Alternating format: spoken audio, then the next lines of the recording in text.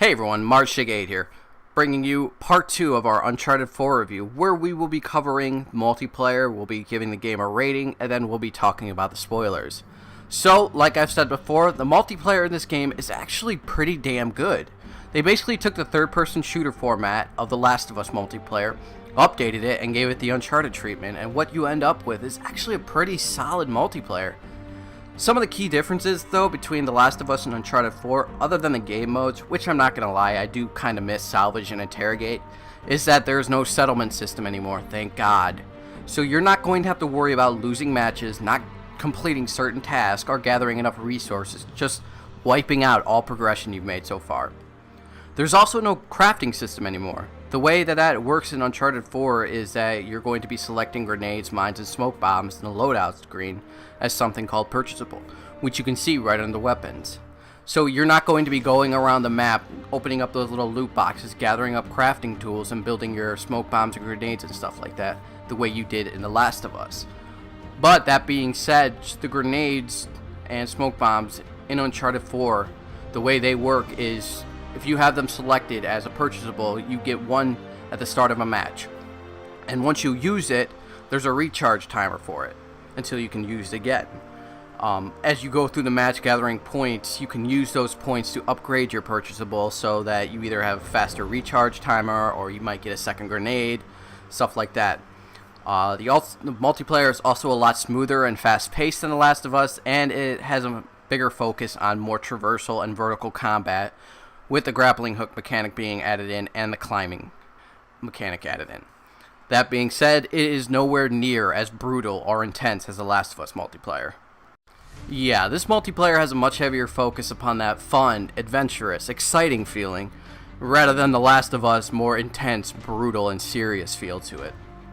And that's not saying that The Last of Us was a bad game. It wasn't in any way. I actually loved it. The only problems I really had with it was hit detection, weapon balancing, and the cover system, which this multiplayer does all of those a hell of a lot better. I haven't played this too much yet, but what I have played I found to be really enjoyable. The multiplayer still implements a loadout system based around points, where you can pick up specific items to use that fall within the point range. That includes guns, purchasable items like grenades, mythical items, sidekicks, and boosters, which are basically the perks from The Last of Us.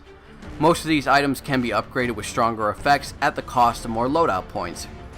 You can have multiple perks, or boosters as they're called in Uncharted 4, as long as they fall within the point range. Mythical items and sidekicks are actually a pretty interesting aspect of the game. Mythical items are these items that have special effects to them that can either hurt the enemy or support your team. Like you have El Dorado, which acts as crowd control, that summons spirits that harms opposing players in the area. Sidekicks are basically just NPC characters that will join you and assist your team as well. There's a few types of them. The only two that I've really seen is the Brute and I think the Hunter. The Brute wears a ton of armor on and wields a minigun and basically goes around the map shooting enemies. The Hunter is the one that runs around the map pretty fast and locks opposing players into a chokehold, allowing the other team to kill them. This game does have a microtransaction system for vanity item and DLC weapons, which can still be earned through the in-game play, but the trade-off is that the DLC maps are going to be free. So take that as you will. I know some people are 100% against microtransactions, and I have seen that the DLC P90 weapon seems to be quite favored by a lot of players. Alright, so for my final score before we get into the spoilers, I'm going to have to give this game a 8 out of 10. I really enjoyed it for what it is. The only real problem that I had with it was the main villain was just ridiculous. And I'm not saying that in a good sense. It was just dumb the way they had him. But we'll talk about that in the spoilers. I hope you guys enjoyed the review. If you guys are taking off at this point, I will see you all in the next one. Alright, so this is going to be the spoiler part where I talk about spoilers. And there will be spoiler parts from the game Uncharted 4. Spoiler alert. Alright, so right off the bat, we'll talk about Rafe Adler and why I feel like he is the worst character in the game. I can pretty much sum up why I feel like this character is so poorly developed in one cutscene. Let's play it. You and your brother, though. Right from the start, you took advantage of my generosity. You tried to cut me out, and it's high time you learn. What are you doing? Now you give me your gun. Nadine? I won't ask you again.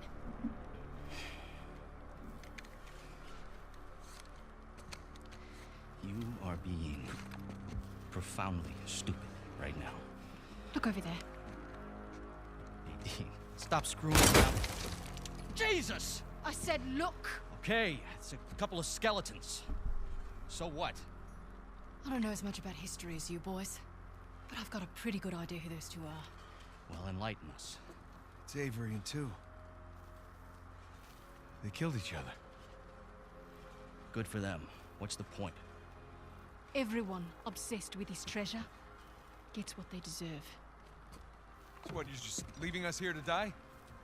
Oh, I'm just leaving. Whether you die or not, I don't really care. Nadine, wait. So long, Rafe. Nadine! Nadine! You open this goddamn door right now! Rafe, she's gone! Come on, give me a hand, we'll all get out of here. No, that won't work. Come on, help me with Sam and I'll help you open the door. I'm not going to be able to enjoy one of these coins, knowing that you and your worthless brother are still sucking air. Just calm down. You can practice your fencing when we get outside. Nate, just shut up. Seriously, Rafe. Alright, we'll cut the track off there, but yeah. Okay, never once in this entire game did it ever show Nate screwing over Rafe. In fact, Nate walked away from Rafe due to the fact of him grieving for his brother's death. So I don't really understand where the fuck Rafe is getting this idea that Nate screwed him over. I understand Sam, that's fine. He might want to be pissed off at Sam, but why? What is up with this utter hatred for Nate? I relate him a lot to Harry Flynn from Uncharted 2 because he just has this utter hatred for Nathan Drake for no legitimate reason. I mean, his hatred is so deep that he's willing to bypass all common sense of him being inside of a burning room with treasure and Nate telling him over and over again, you keep the treasure, just help me save my brother and we'll figure a way out of here. And him still pulling his sword on Nate, telling him that he's going to kill him. For what purpose? This dude found the treasure. He has the money to afford a fucking private salvage crew. Why the hell would he waste his time on a sword fight with a dude who's just trying to save his brother? Especially when this dude is somebody who has a very good chance of saving his ass. Now, that's not as stupid as Harry Flynn getting betrayed and then turning around and trying to use a grenade on himself to try and kill Nate. Because, you know, fuck logic. But it's pretty fucking close. Alright, now that we've gotten that out of the way, let's talk about some of my favorite moments in the game and how well the underlining moral of the story is presented. So, my favorite scene in this game is on the chapter of the Brothers Drake. It's a flashback scene where it involves young Nate and Sam going after their mom's belongings that their dad had sold. They break into the house, they find a journal, and are confronted by an older lady named Eveline, who was a famous adventurer at one point, and may or may not be a subtle nod towards Lara Croft of Tomb Raider. Let's play it out, and we'll talk about it.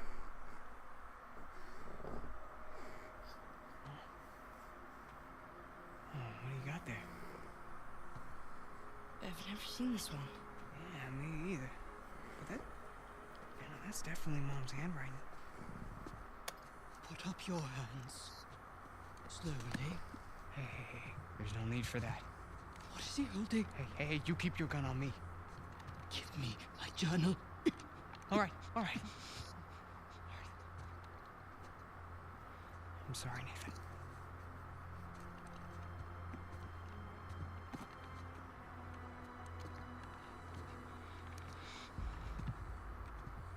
So what now? Now, we wait for the police. Yeah, you don't want to have to deal with that headache. Stop. I mean, the hassle of ruining two kids' lives, that's... I really don't want to shoot you. Come on, lady, it was no harm, no foul, all right? We all must face the consequences for our actions. And at least let him go. I brought him down here so he could see our mom's stuff. That's it. He had nothing to do with this. What? I'm telling you that this is all on me. No. Your mother's stuff. Yeah, that journal. It was our mom's. You're Cassandra Morgan's voice. Hi? Michael. I could have shot you. Yeah, you still might, so, do you mind?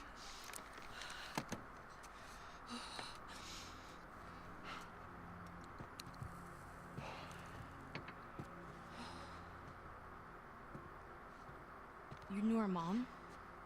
She worked for me. As I'm sure you've noticed, I'm a collector of sorts.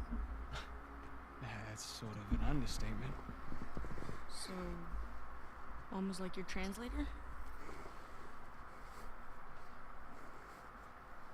Your mother was the most brilliant historian I have ever met.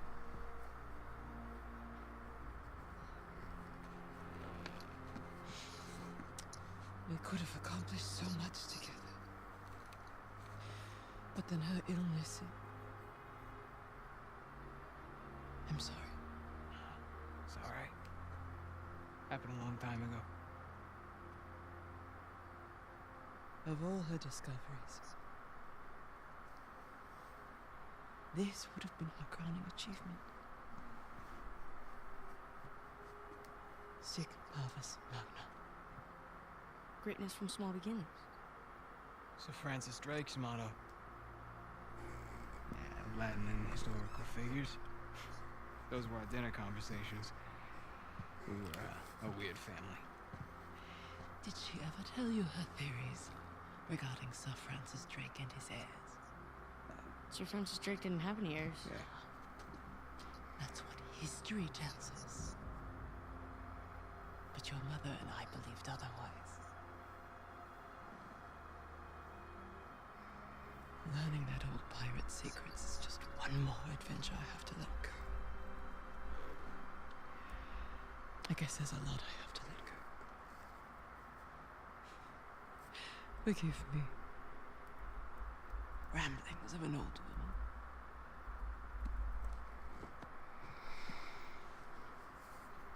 Here. It is as much yours as it is mine. Who knows? Perhaps one day you'll be able to finish what she started.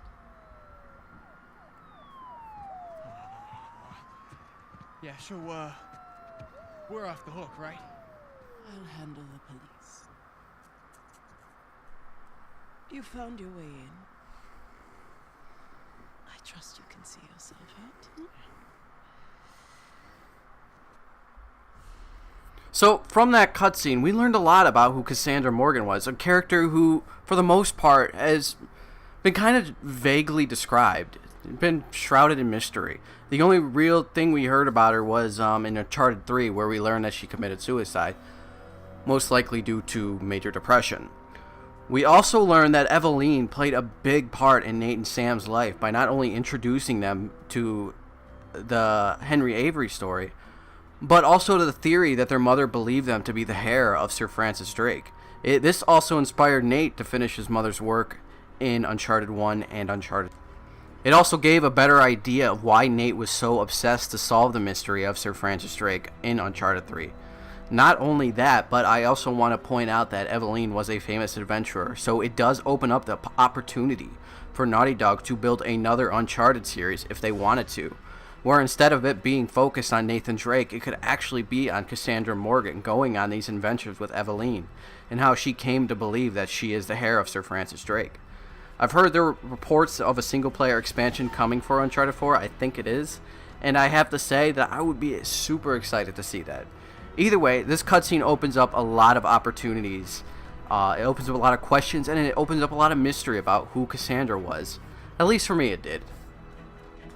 Eveline also plays another important part of the story that I think a lot of people might not notice.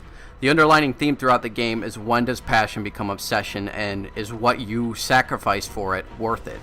This theme applies to Nathan, to Sam, to Captain Avery, to Jonathan Burns, to Evelyn, and to even Rafe. Nathan is a little bit different though, because while he does start to fall under the obsession of finding the treasure, the thought of losing Elena eventually pulls him out of it and makes him realize why he's doing this again. Sam, on the other hand, is a different story. He's willing to allow his obsession to lure his own brother, who has retired from the adventuring business and has settled down with his wife, back into the field with his story about how he's in deep with a powerful drug lord. He's willing to put his own brother's life on the line to find this treasure. Even after Nate, Elena, and Sully go to great lengths to save him, he wants to know why they aren't still going after the treasure. He even tells Nate that they don't get it, to which Nate replies they do because they've seen this obsession before in the events of Uncharted 3. Elena, Jonathan Burns, and Captain Avery are all perfect examples of seeing somebody who has allowed their obsession to ruin everything and everyone important to them. Evelyn is this miserable old lady who, for years, allowed her obsession of adventuring to take priority over her presumable husband and son. Evelyn even allowed her obsession to keep her away from the man that fathered her child while he laid on his deathbed. Her son eventually grew to resent her by telling her that he doesn't want her money and that he doesn't want her to contact him anymore. And even when Nate and Sam find her, she talks about her regrets being the adventures she has to let go. And she has that moment where she's like, give that journal to me. Jonathan Burns left his wife to find the treasure of Captain Avery. He pushed his men way beyond the point of breaking and even leaving one man to suffer to death alone to fuel his obsession, and in the end, he lost everything. Now, I'm still not entirely clear on what the exact purpose was for Libertalia, whether it was built as an actual utopia town for those who were seeking to be free, or if it was literally just a front for 12 pirates to rob the riches of everyone who lived in the village. Which, might I add, included their ship crew, by the way. For the sake of argument, I'm just going to assume that it is actually a utopian town built for the people who want it to be free, and that at some point Avery, who was already obsessed with keeping the treasure, became very paranoid and had all the treasure moved. Eventually, his action caused the destruction of Libertalia, New Davin, and the 11 other captains, and himself.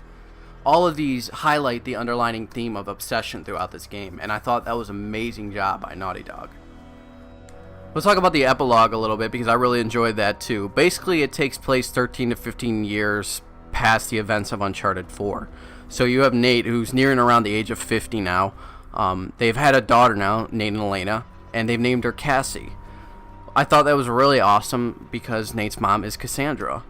It also introduces that they have a dog who is named Vicky, which I was really amused by because one of the optional conversations in the game is with Victor Sullivan, and Nate is talking to him about getting a dog when this is all done. And Victor tells him, dude, if we get out of this in one piece, I'll buy you the dog. And Nate asks him, can I name him Victor? And Victor says, sure.